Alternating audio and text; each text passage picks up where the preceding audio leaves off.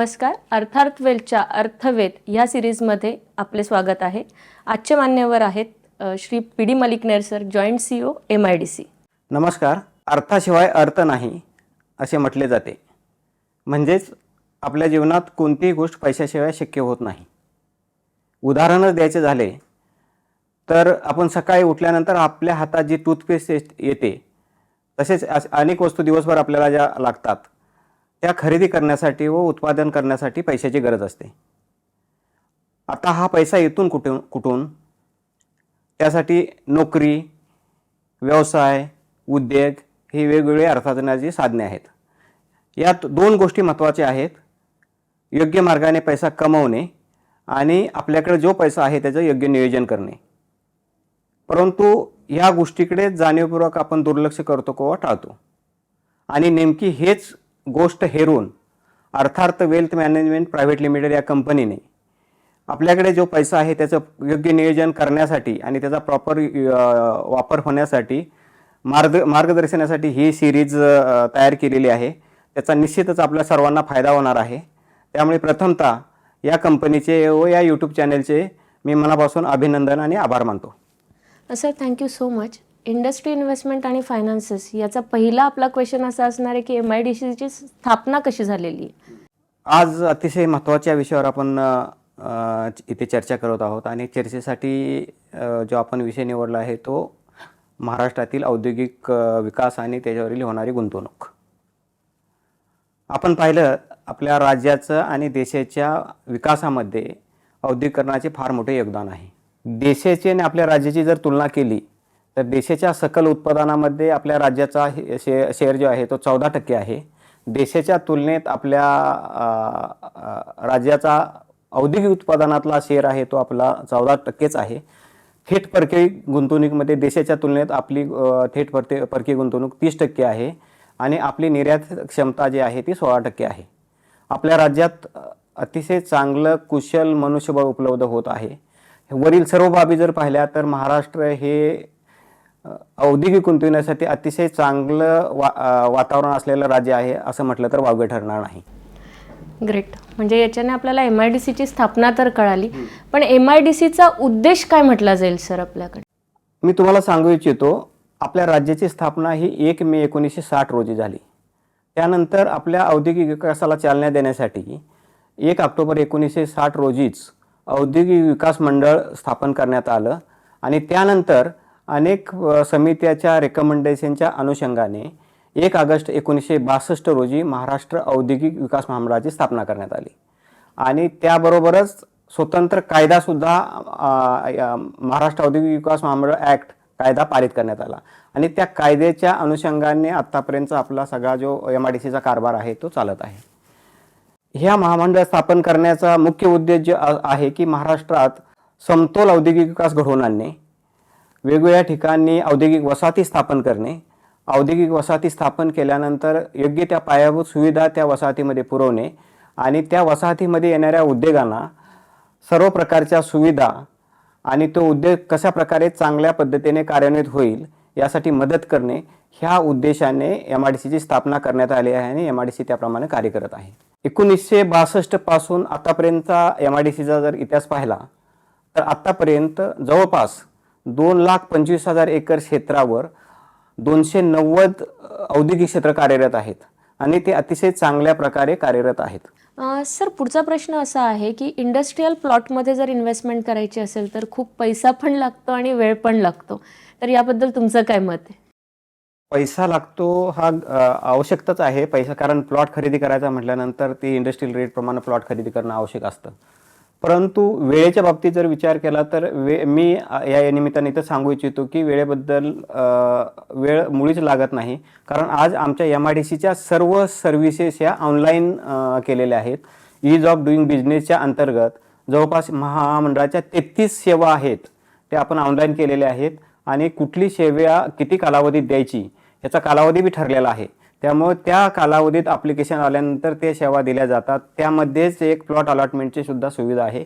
प्लॉटसाठी आपण online application केल्यानंतर आमच्या ज्या ईज ऑफ डुईंगमध्ये सेवा ज्या नोटिफाय केलेल्या आहेत त्या सेवेच्या अनुषंगाने 30 दिवसाच्या आत विदिन 30 डेज तुम्हाला ती सेवा लँड अलॉटमेंट फायनल लॉजिकल एंडला नेली जाते. अनलेस अँड अंटील अर्जदाराकडून काही कागदपत्राची त्रुटी किंवा पूर्तता करायची राहिली असेल तर त्या केसमध्ये जेवढा कालावधी अर्जदाराकडून लागेल तेवढाच कालावधी उशीर होतो. अदरवाईज अलॉटमेंटच्या प्रोसिजरमध्ये किंवा भूखंड वाटपामध्ये कुठल्याही प्रकारचा MIDCच्या स्तरावर डिले होत नाही.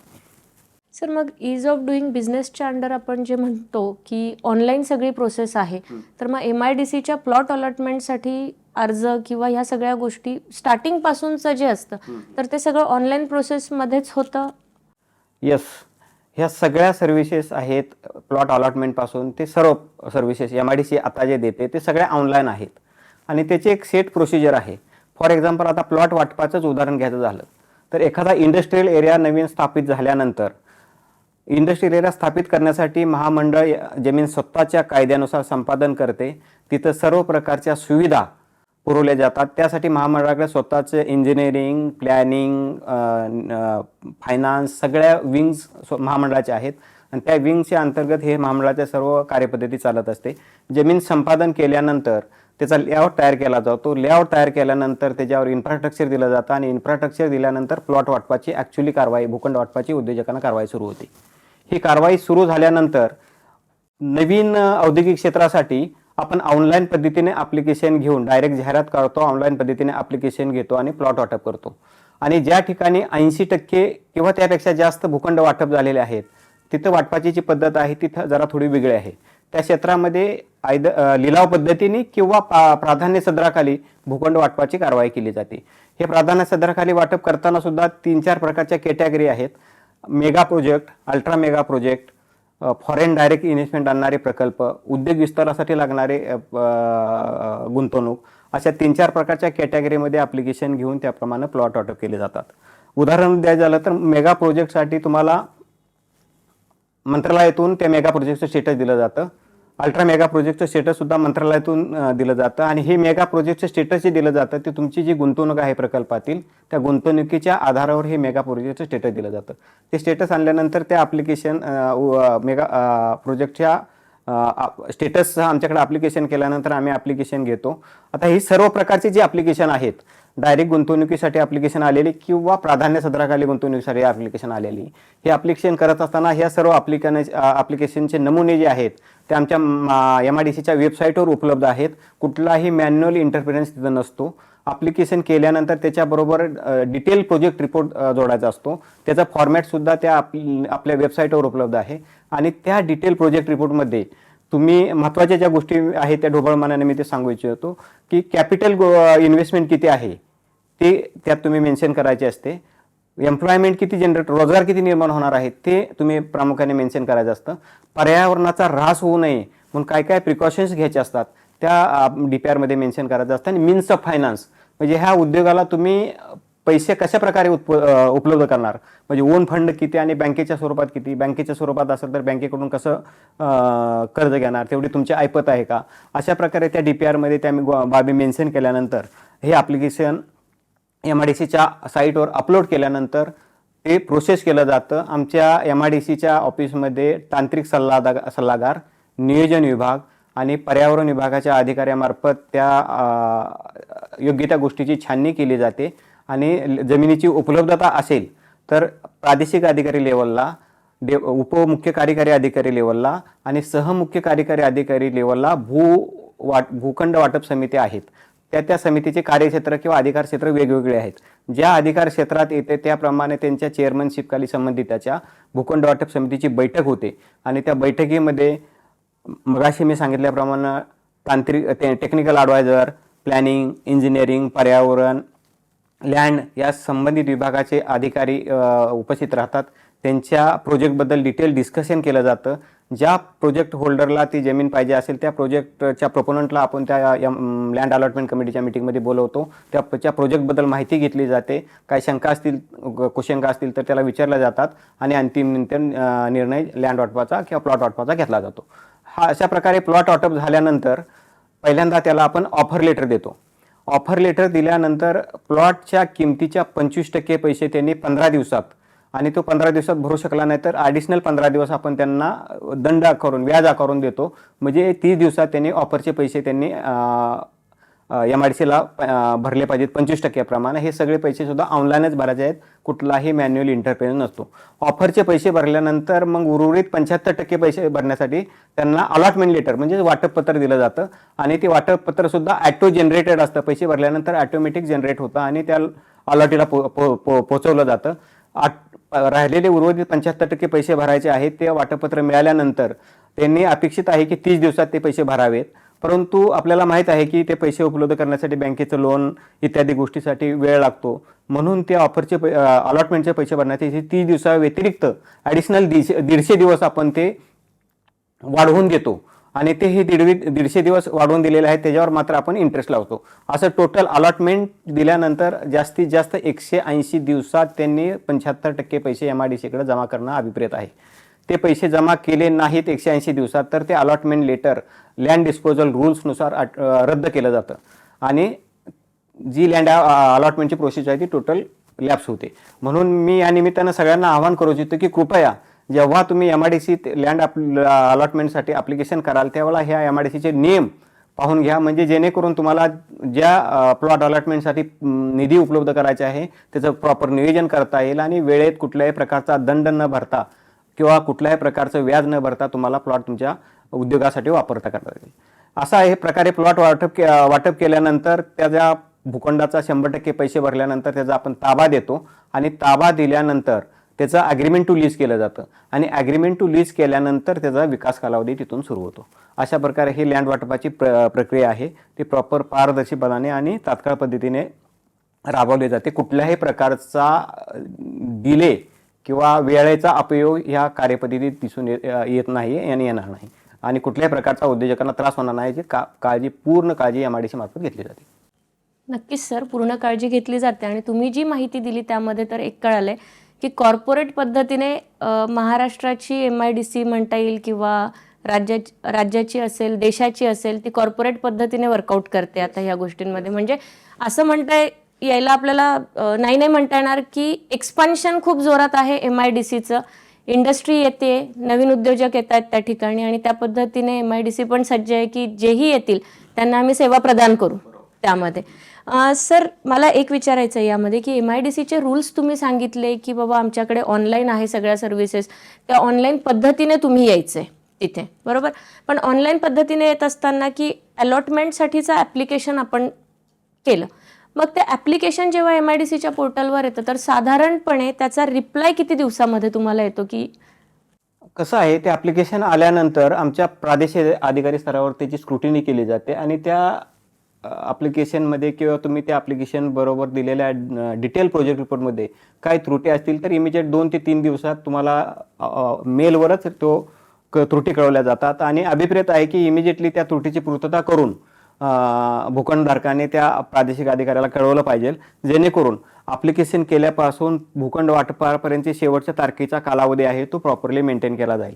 जर समजा काही त्रुटीची पूर्तता करण्यासाठी भूखंडधारकाकडून वेळ लागत असेल तरीसुद्धा ते ॲप्लिकेशन आपण त्या प्रक्रियेमध्ये प्रोसेस सुरू करतो आणि लँड अलॉटमेंट कमिटीची बैठक लावतो आणि त्या लँड अलॉटमेंट कमिटीच्या बैठक लावल्यानंतर ज्या काही किरकोळ त्रुटी राहिल्या असतील त्या भूखंडधारकाकडून पूर्तता करून आपण त्यांना लँड वाटप केली जाते. त्यामुळे त्याच्यासाठी आपण थांबत नाही. सर, यामधला पुढचा प्रश्न असा असणार आहे की यामध्ये जागेचं वर्गीकरण काही असतं आणि वर्गीकरण असेल तर त्याचे रेट व्हॅरी होतात का? म्हणजे कुठे समजा मुंबईत जागा आहे MIDC, त्याचे रेट जास्त आहे, पुण्यात वेगळे, त्याच्यानंतर ग्रामीण भागामधल्या MIDCचे रेट वेगळे, तर त्याचं वर्गीकरण एक थोडक्यात तुम्ही आम्हाला सांगाल? येस, बरोबर. अतिशय चांगला प्रश्न आहे, कारण हा बऱ्याच लोकांना हा प्रश्न निर्माण होतो आणि त्याचं क्लॅरिफिकेशन बी दिल्यानंतर ते क्लॅरिफाय होतं. परंतु सर्वसामान्य लोकांना before going to allot the plot in industrial ह्या सगळ्या गोष्टी माहीत असणं आवश्यक आहे.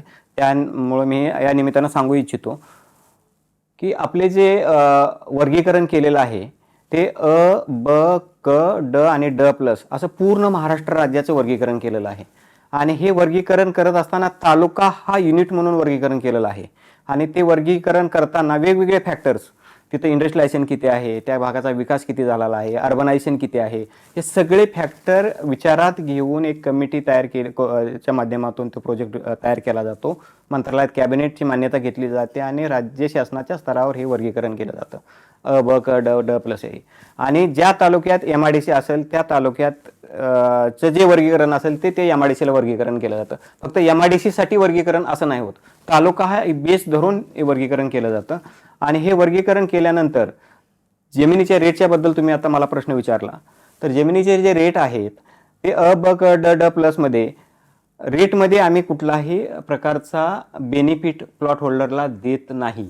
बिकॉज रेट जे कॅल्क्युलेट करण्याची पद्धत आहे भूखंडाची, आपण संपादनाची कॉस्ट कॅल्क्युलेट करतो, त्यानंतर त्याच्यावर इन्फ्रास्ट्रक्चर किती येणार आहे त्याची कॉस्ट कॅल्क्युलेट करतो. आणि MIDC जे स्वतःचे DCR आहेत त्या DCR नुसार 10% ओपन स्पेस, 5% अम्युनिटी स्पेस, रस्त्यासाठी 15 ते 20% जागा, ह्या जागा सोडून प्रकल्पग्रस्तांना देणाऱ्या भूखंडाची जागा सोडून साधारणतः 60 ते 65% जागा ही भूखंडधारकांना उद्योगासाठी वाटपासाठी उपलब्ध होते. ही जी कॉस्ट मगाशी मी सांगितली, इन्फ्रास्ट्रक्चरची कॉस्ट आणि भूसंपादनाची कॉस्ट, ही ह्या 65% जागेवर लोड केली जाते. आणि त्या 65% जागेच्या लोड केल्यावर त्याप्रमाणे पर स्क्वेअर मीटर येणारी ही जमिनीची कॉस्ट कॅल्क्युलेट केली जाते. मग तो इंडस्ट्रियल एरिया D+ मध्ये आहे का, अ मध्ये आहे का, ब मध्ये आहे का, क मध्ये आहे हे, आणि त्यामुळे कॉस्ट त्याप्रमाणे कमी जास्त होते असं काही नसतं. ह्या फॅक्च्युअल पोझिशनवर त्या प्लॉटची किंमत कॅल्क्युलेट केली जाते आणि त्याप्रमाणे प्लॉटवर वाटप केलं जातं. परंतु अ ब क ड मध्ये एवढाच फायदा आहे की आपला जो भूखंड दिल्यानंतर, मी मगाशी सांगितलं की तुमचं पोझिशन दिल्यानंतर, भूखंडाचा ताबा दिल्यानंतर आणि अग्रीमेंट टू लीज केल्यानंतर भूखंड विकासाचा कालावधी तिथं सुरू होतो. आणि तो विकासाचा कालावधी आपण आता जे वर्गीकरण सांगितलं त्या वर्गीकरणानुसार त्या वर्गीकरणानुसार वेगवेगळा कालावधी आहे. फॉर एक्झाम्पल म्हणायचं झालं तर अ आणि ब मध्ये तो जो कालावधी आहे, भूखंड वाटप केल्यानंतर 3 वर्षाच्या आत त्या भूखंडधारकाने बांधकाम करून BCC घेऊन, बांधकामाचं कम्प्लिशन सर्टिफिकेट घेऊन उत्पादनात जाणं बंधनकारक असतं. हा त्याला डेव्हलपमेंट पिरियड म्हणतो. हा झाला अ आणि ब मध्ये. क मध्ये तो कालावधी आहे तो 4 वर्षाचा आहे आणि ड आणि D+ मध्ये आहे तो कालावधी 5 वर्षाचा आहे. म्हणजे ह्या वर्गीकरणाचा बेनिफिट कालावधीसाठी दिला जातो आपल्याला. आणि हे वर्गीकरणाच्या आधारेच आपण जे वेगवेगळे गव्हर्नमेंटचे जे इन्सेंटिव्ज आहेत, त्यात स्टॅम्प ड्युटीमध्ये इन्सेंटिव्ह सूट मिळते, विद्युत दरात सूट मिळते, नंतर GST मध्ये सूट मिळते आणि वेगवेगळ्या इन्सेंटिव्ज, फिजिकल आणि मॉनिटरी सबसिडी ज्या आहेत त्या स्टेट गव्हर्नमेंटकडून आणि सेंट्रल गव्हर्नमेंटकडून ह्या उद्योगाला दिले जातात. त्याबद्दल स्वतंत्र सेशन घ्यायला लागेल. जस्ट एक प्रिलिमिनरी मी ही माहिती सांगितली, म्हणजे त्या वर्गीकरणाचा हा फायदा त्यासाठी होतो. नक्कीच सर, त्या इन्सेंटिव्हसाठी आपल्याला स्वतंत्र सेशन घ्यायला लागेल, कारण कस्टमर किंवा मोठा विषय आहे तो आणि त्यासाठी एक टोटल 1 तासाचं वर्ग हे केलं आणि फार बेनिफिशियल लोकांना देऊ शकतो. हो, आणि लोकांना इन्सेंटिव्ह किंवा सबसिडी याबद्दल ऐकण्यात पण इंटरेस्ट असणार आहे, कारण इंडस्ट्रीमध्ये प्लॉट घेत आहेत म्हटल्यानंतर त्यांना काय बेनिफिट होत आहेत हे पण सगळ्यात जास्त बेनिफिट महत्त्वाचं होतात. आहे. आणि बेसिकली कसं आहे, इन्सेंटिव्ह देण्यापाठीमागचा उद्देश बी असा आहे की मॅक्झिमम इंडस्ट्रियलायझेशन व्हावं, मॅक्झिमम मॅन्युफॅक्चरिंग व्हावं आणि आपण मॅन्युफॅक्चरिंग केल्यानंतर देशाच्या आणि राज्याच्या उत्पादनात भर पडते आणि आपला जो हे आहे गुणांक आहे तो वाढला जावा, ह्यासाठी स्टेट गव्हर्नमेंट आणि सेंट्रल गव्हर्नमेंट ह्या सबसिडीज वेगवेगळ्या स्वरूपात उद्योजकांना दिल्या जातात. त्यात देशाचा आणि राज्याचाच बेनिफिट असतो आणि उद्योजकाचा डायरेक्टली इनडायरेक्टली फायदा होतो. असं म्हणायला हरकत नाही आहे. आजचा विषय आपला फायनान्शियल लिटरसीमधला एक नवीन टॉपिक आहे, इंडस्ट्री, इन्व्हेस्टमेंट आणि फायनान्सेस. यामध्ये आपल्याला आज इंडस्ट्रीमध्ये तुम्हाला जर इन्व्हेस्ट करायचं असेल किंवा इंडस्ट्रियल प्लॉट घ्यायचे असतील तर त्याची बेसिक आज आपण एक प्रयत्न केलेला आहे छोटासा, की प्लॉट घ्यायची प्रोसेस काय असते, ती ऑनलाईन आहे, त्याच्यासाठी तुम्हाला मीडिएटर वापरायचा आहे नाही वापरायचा आहे तो आपला कॉल असणार आहे त्यामध्ये. पण आज सरांनी जी माहिती आपल्याला दिलेली आहे की इंडस्ट्रियल प्लॉटसाठीची प्रोसेस काय असू शकते, तर ही ऑथेंटिक प्रोसेस आहे, ऑनलाईन प्रोसेस आहे. त्या ऑनलाईन प्रोसेससाठी आपल्याला MIDCने एक इन्फ्रास्ट्रक्चर उभं केलेलं आहे. त्या इन्फ्रास्ट्रक्चरमध्ये प्रत्येक डेस्कला तुम्हाला माहिती देण्यासाठी लोक आहेत. सर, पुढचा प्रश्न असा असणार आहे आपला की एखाद्या उद्योजकाने ऑलरेडी उद्योग म्हणजे व्यवसाय जो आहे तो सुरू केला आहे MIDCमध्ये, पण काही वर्षानंतर त्यांना रिक्वायरमेंट असते एक्सपान्शनची. तर एक्सपान्शन करत असताना त्यांना MIDC लँड अलॉटमेंट देते की परत जशी आधी घेतलेली होती की बाबा अलॉटमेंटसाठीचं ॲप्लिकेशन जे असतं, तुम्हाला लँड घेण्यासाठीचं ॲप्लिकेशन असतं, त्या प्रोसेस थ्रू परत ह्या व्यक्तीला जायला लागतं एक्सपान्शनसाठी? येस, अतिशय चांगला प्रश्न आहे. कारण अनेक उद्योजकांना हा प्रश्न भेडसावत असतो की आपला आता उद्योग पूर्ण फुल फ्लेजने चांगला चालू आहे आणि त्याचा उद्योगाचा विस्तार करायचा असतो आणि त्यासाठी ॲडिशनल जागा त्याला त्या MIDCत पाहिजे असते. एक्झिस्टिंग उद्योगाच्या शेजारी त्यांना जर जागा मिळणं शक्य झालं तर त्यांच्या दृष्टीनं उद्योग वाढीसाठी चांगलं आणि सुयोग्य वातावरण असतं. त्यामुळं MIDCनी अशी पॉलिसी निर्माण केलेली आहे की ज्या उद्योजकांनी आपला उद्योग सुरू केलेला आहे आणि त्यांनी 40% बांधकाम BCC घेऊन बांधकाम करून BCC घेतलेले आहे, असे उद्योजक त्याच्या उद्योग विस्तारासाठी पात्र ठरतात. परंतु ते पात्र ठरत असताना काही MIDCचे नियमसुद्धा आहेत. त्या विस्तारासाठी ॲप्लिकेशन करण्याच्या वेळी तो उद्योजक उत्पादनात असणं बंधनकारक असतं. मिनिमम 40% BCC घेणं बंधनकारक असतं. त्यांनी कुठल्याही प्रकारचं अतिक्रमण केलेलं नसावं.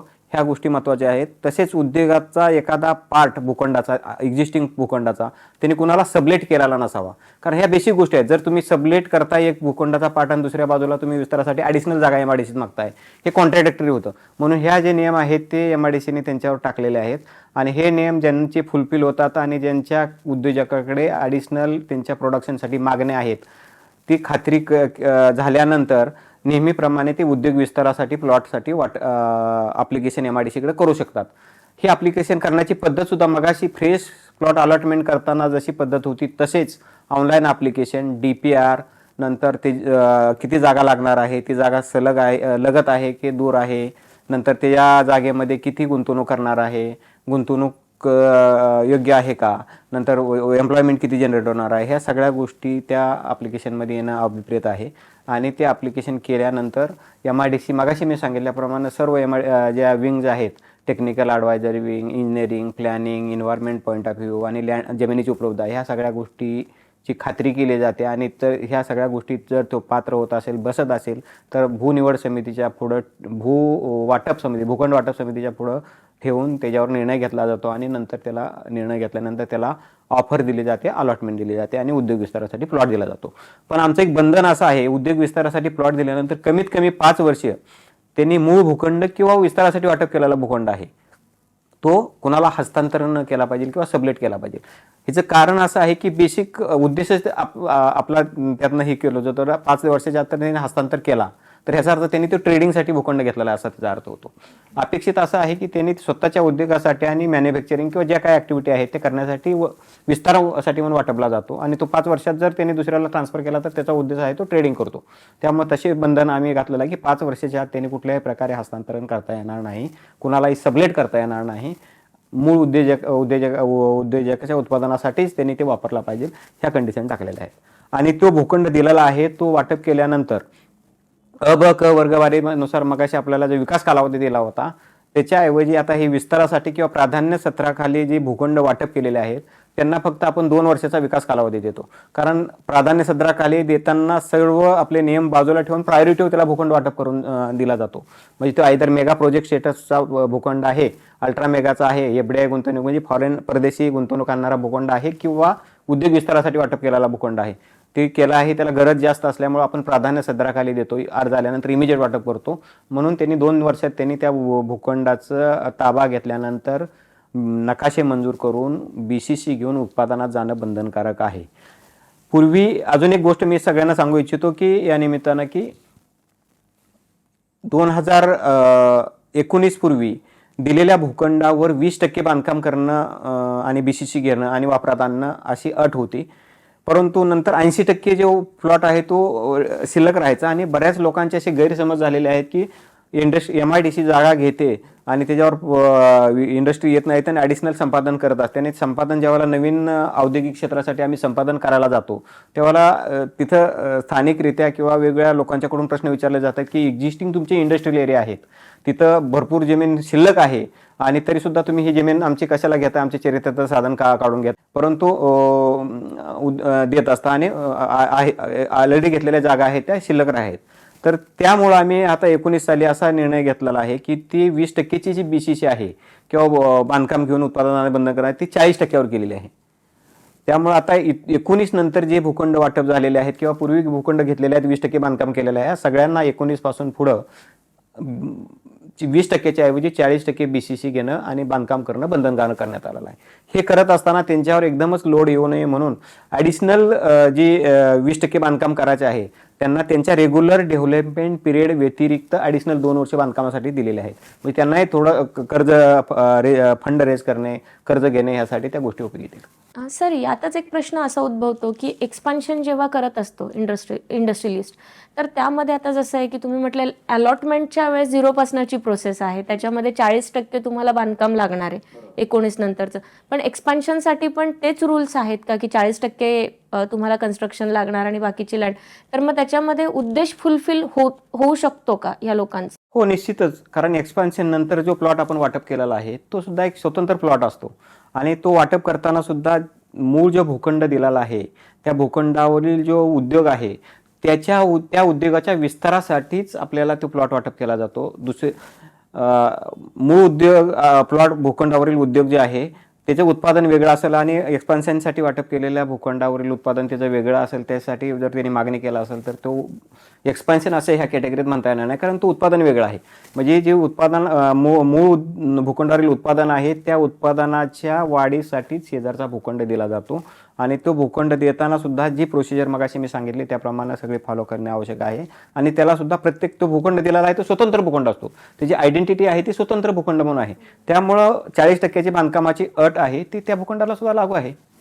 ओके, म्हणजे जो एक्सपान्शनसाठीची प्रोसेस असते ती पण ॲज वेल ॲज तुमची नवीन प्लॉट अलॉटमेंटची प्रोसेस असते तशा थ्रू येस लागणार तुम्हाला. फक्त एक्सपान्शन नाव झालेलं आहे त्या ठिकाणी, पण प्रोसेस सेम आहे त्यामध्ये. परंतु त्या उद्योजकाला कसं असतं एक्सपान्शनमध्ये नवीन उद्योग ॲप्लिकेशन करणं आणि एक्झिस्टिंग उद्योगाच्या विस्तारासाठी हे करणे, प्लॉट वाटप करणं, त्यात बेनिफिट असा असतो की ओरिजिनल उद्योजक तिथं ऑलरेडी असतो, त्याच्या शेजारी एखादा प्लॉट वॅकंट असतो आणि तो त्यांना कन्व्हिनियंट असतो म्हणून त्याला तो प्लॉट वाटप केला जातो. परंतु प्लॉट वाटप केल्यानंतर फ्रेश अलॉटमेंट असेल किंवा विस्तारासाठी वाटप केलेला प्लॉट असेल, नियम जे आहेत फ्रेश अलॉटमेंटसाठी जे लागू आहेत तेच विस्तारासाठी वाटप केलेल्या प्लॉटसाठी लागू राहतात. ओके, सो ह्या प्रश्नाचं उत्तर ऐकत असताना ही गोष्ट कायम लक्षात घ्या, ज्यांना इन्व्हेस्ट करायचं आहे इंडस्ट्रीमध्ये किंवा एक्सपान्शन करायचं आहे तर त्या लोकांनी ही गोष्ट लक्षात घेणं गरजेचं आहे की एक्सपान्शनसाठी नवीन जी प्रोसेस आहे ती जशी आपण पहिल्यांदा प्लॉट घेतलेली होती ती सेम प्रोसेस तुम्हाला लागू होते एक्सपान्शनसाठी. सर, आपण जेव्हा एक्सपान्शन हा विषय घेतला किंवा प्लॉट अलॉटमेंट हा विषय घेतला तर त्यामध्ये मला एका प्रश्नाचा इंटरेस्ट वाढलेला आहे इथे की प्लॉट घेतला आहे, ठीक आहे, आता त्याची प्रोसेस झाली म्हणजे तुमचं पजेशन झालेलं आहे, A2L झालेलं आहे, त्यानंतर तुमची मूळ प्रोसेस सुरू होते, प्लॅन सँक्शन असेल किंवा बाकी सगळं जे काही आहे त्या रिलेटेड MSCB असेल, त्यामध्ये ते सँक्शन घेण्याच्या प्रोसेस ज्या असतात ह्या सगळ्या घेतल्या गेल्या, पण त्या माणसाने सगळं अजून तिथे कन्स्ट्रक्शन सुरूच नाही केलेलं आहे, तर त्याच्यासाठी नियम बदलतात किंवा काही पेनल्टीज असतात त्यामध्ये? येस, अतिशय योग्य प्रश्न आहे, कारण वारंवार हा प्रश्न अनेक उद्योजकाकडून उपस्थित केला जातो आणि MIDCला सुद्धा त्या प्रश्नाची उत्तरे द्यायला लागतात. तर मी मगाशी सांगितल्याप्रमाणे भूखंड वाटप केल्यानंतर पजेशन आणि ॲग्रीमेंट टू लीज केल्यानंतर तेव्हापासून त्या भूखंडाचा त्या वर्गवारीनुसार विकास कालावधी सुरू होतो. त्या विकास कालावधीमध्ये त्यांनी 20% बांधकाम आणि नंतर ॲडिशनल 2 वर्षामध्ये 20% बांधकाम असं 40% बांधकाम करणं अभिप्रेत आहे. बऱ्याच ठिकाणी अशी परिस्थिती निर्माण होते की काही अनअवॉइडेबल रिझन्स असतात, नैसर्गिक आपत्ती येते, नंतर कोविडसारखे एखाद्या पॅन्डेमिक येतं, पर्यावरणाचे काही प्रश्न येतात, कोर्ट मॅटर निर्माण होतात आणि कोर्टाची त्या भूखंडाला स्थगिती असू शकते किंवा इतर इंटरनल काय गोष्टी असतात आणि पर्यावरणविषयक बाबी, एन्व्हायरमेंट क्लिअरन्स वेळेत मिळू शकत नाही. अशा वेळेला इंडिव्हिज्युअल केसने आहे त्या भूखंडधारकांनी ॲप्लिकेशन केल्यानंतर ते जे रिझन आहेत ते व्हेरीफाय केले जातात आणि ते जर जस्टिफाय होण्यासारखे असतील तर तेवढा जो कालावधी आहे जो ह्याच्यात वाया गेलेला आहे, पर्यावरणच्या परवानगीमध्ये, कोर्टाच्या स्टे ऑर्डरमध्ये, पॅन्डेमिकमध्ये किंवा नैसर्गिक आपत्तीमध्ये, तर तेवढा कालावधी भूखंड विकसित करून उत्पादन जाण्यासाठी त्याला विनाशुल्क वाढवून दिला जातो. ते बर्डन जे आहे ते भूखंडधारकावर राहत नाही, पण कारण जस्टिफाईड असायला ते कारण जस्टिफाय असलं पाहिजे. हे करत असताना समजा त्यांनी आता 3 वर्षे 4 वर्षे किंवा 5 वर्षे जे कालावधी रेग्युलर कालावधी आहे आणि कुठलीही अपवादक परिस्थिती किंवा अनअवॉइडेबल सिच्युएशन आली नाही, त्या केसमध्ये त्या कालावधीत त्यांनी उत्पादनात जाणं बंधनकारक आहे. परंतु तो उत्पादनात गेला नाही तर त्या केसमध्ये आपण त्यांना मुदतवाढीची सुद्धा MIDCच्या कायद्यामध्ये तरतूद आहे. म्हणजे 3 वर्षाचा जर विकास कालावधी असेल आणि 3 वर्षानंतर कदाचित बँक फंड रेज करण्यासाठी ही होतो किंवा घरात काय अचानक एखादी व्यक्ती आजारी पडू शकते किंवा अशी कुठली तरी अनेक आपत्ती येऊ शकते, त्यामुळे ते विकास करू शकत नाही. त्या केसमध्ये त्यांनी जर त्या 3 वर्षात 4 वर्षात किंवा 5 वर्षात भूखंड विकसित करण्यासाठी योग्य त्या स्टेप्स घेतल्या असतील, त्या स्टेप्समध्ये फॉर एक्झाम्पल स्ट्रक्चरल इंजिनिअरची नेमणूक करणे, नकाशे मंजूर करून घेणे, एन्व्हायरमेंट क्लिअरन्स करून घेणे, ह्या गोष्टी जर केल्या असतील तर त्याला हे मुदतवाढीसाठी ॲप्लिकेशन केल्यानंतर ह्या गोष्टी आणि इफेक्टिव्ह स्टेप्स घेतलेल्या आहेत आणि खऱ्या अर्थानं बोनाफाईड इंडस्ट्रियलिस्ट आहे असं खात्री झाल्यानंतर हे सर्व ॲप्लिकेशन आल्यानंतर त्याची छाननी करून त्यांना 1 वर्ष 2 वर्ष 3 वर्ष आणि 4 वर्ष 4 वर्षापर्यंत आपण वेगवेगळा चार्ज आकारून मुदतवाढ दिली जाते. त्यात पहिल्यांदा 25%, दुसऱ्या मुदतवाढीला 40% आणि तिसऱ्या आणि चौथा मुदतवाढीला 5% अशी चार्ज आकारून ॲडिशनल 4 वर्षाची मुदतवाढ दिली जाते आणि त्या मुदतवाढीमध्ये त्यांनी वाढीव मुदतवाढीमध्ये त्यांनी उत्पादनात जाणं BCC घेऊन बंधनकारक असतं. पण बऱ्याच वेळेला असं केल्यानंतर सुद्धा काही उत्पादक भूखंडधारक प्रोडक्शनमध्ये जात नाहीत, BCC घेत नाहीत. तर अशा BCC घेत नाहीत, प्रोडक्शनमध्ये जात नाहीत आणि कुठलीही इफेक्टिव्ह स्टेप घेतली जात नाही आणि आपल्या MIDCच्या लक्षात आलं की हा भूखंड धारक आहे आणि भूखंड घेतलेला आहे आणि कुठलाही उद्योग तिथं स्थापित केलेला नाही आणि अनावश्यकरित्या तो भूखंड व्हॅकंट पडलेला आहे आणि अनेक उद्योजकांना अशा प्रकारचे भूखंड पाहिजे असतात, पण त्या औद्योगिक क्षेत्रात वाटपासाठी भूखंड नसतात बिकॉज हे ऑक्युपाईड असतात. तर अशा वेळेला आम्ही पिरियडिकली त्या औद्योगिक क्षेत्राचा सर्वे करतो आणि असे जे व्हॅकंट भूखंड आहेत, विना वापर पडून असलेले भूखंड आहेत, कुठल्याही इफेक्टिव्ह स्टेप्स घेतलेले भूखंड व्हॅकंट भूखंड आहेत, इफेक्टिव्ह स्टेप न घेतलेले भूखंड आहेत, त्यांना आम्ही रितसर नोटिसा देतो, त्यांच्याकडून त्यांचं म्हणणं घेतो प्रिन्सिपल ऑफ नॅचरल जस्टिसप्रमाणे आणि ते जर म्हणणं आहे ते जर आपल्याला योग्य वाटलं नाही तर त्या केसमध्ये भूखंड परत पंचनामा घेऊन माघारी घेतो आणि इतर भूखंडांना वाटप करतो. असं म्हणायला हरकत नाही आहे, एकदा इंडस्ट्रीमध्ये इन्व्हेस्टमेंट केल्यानंतर MIDC तुम्हाला खूप साऱ्या फॅसिलिटीज देते त्या ठिकाणी, की तुम्ही आज लँड घेतली मग त्याच्यानंतर 6 महिन्यांनी तुम्ही ती डेव्हलपमेंटला घ्या. म्हणजे त्यामध्ये फंड रेझिंगसाठीचा स्कोप भरपूर असतो त्या माणसाला, की जो त्याने तुमच्या DPRमध्ये जो दिलेला असतो की मी फंड रेज कुठून करणार आहे, तर त्या व्यक्तीला तिथे टाईम पिरियड भरपूर असणार आहे, की लोनसाठी असेल किंवा स्वतःचं कॅपिटल जे उभं करायचं आहे अजून प्लॉट व्यतिरिक्तचं, तर त्याला वेळ MIDC तसं पाहिलं तर खूप वेळ देते. तिथे चांगला रिजनेबल आपण वेळ देत असतो. हां, आणि MIDC जस्टिफाईड तुमचे कारण पण ऐकून घेते तिथे, की बाबा तू हे का नाही केलेलं आहे किंवा कसं झालेलं आहे, त्या ठिकाणी तू डेव्हलपमेंटला अजून का नाही आलेला आहे. त्यात ठीक आहे, म्हणजे पेनल्टी जरी घेत असेल पण प्लॉट त्या व्यक्तीकडेच तो राहतोय त्या ठिकाणी. गुड, हे चांगली गोष्ट आहे आणि ह्याचा उद्देश बी एवढाच आहे की बोनाफाईड पूर्वी कसं असायचे, बरेच लोक MIDC एरियात प्लॉट घ्यायचे आणि विना वापर तसेच पडून राहायचे, वर्षानुवर्षे पडून राहायचे. 2012ला पहिली MIDCची पॉलिसी आली आणि त्यानंतर 3 वर्षाच्या मुदतवाढी देण्याचा पहिला आम्ही नियम आणले आणि BCC सुद्धा त्याच्या अगोदर 10% होती ती 20% केली, आता 19 नंतर ती 40% BCC केलेली आहे.